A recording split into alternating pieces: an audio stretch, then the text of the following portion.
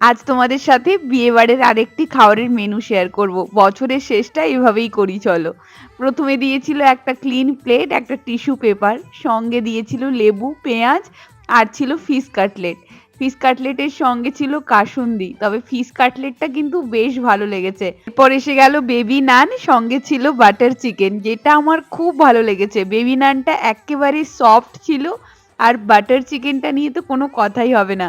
দুটোই মুখে দিয়ে একেবারে অমৃত লাগছিল, খুব ভালো খেয়েছিলাম। এরপর এসে গেল ঝুরি আলু ভাজা, ভাত, ডাল, যেটা বরাবর আমার খুব ভালো লাগে খেতে। একটু কাঁচা পেঁয়াজ মাখিয়ে খেতে কি যে ভালো লাগছিল। সঙ্গে ছিল দেশি কাতলা মাছ, যেটা খুব ফ্রেশ ছিল। চিকেন কষার এই গ্রেভিটা মেখে ভাত খেতে খুব ভালো লাগছিল। তারপরে ছিল চাটনি ও পাঁপড়, মিষ্টি যেটা আমি খাইনি, আর ছিল আইসক্রিম, এবং শেষ পাতে ছিল হাজমোলা। সব খাবারগুলো ভীষণ ভালো ছিল।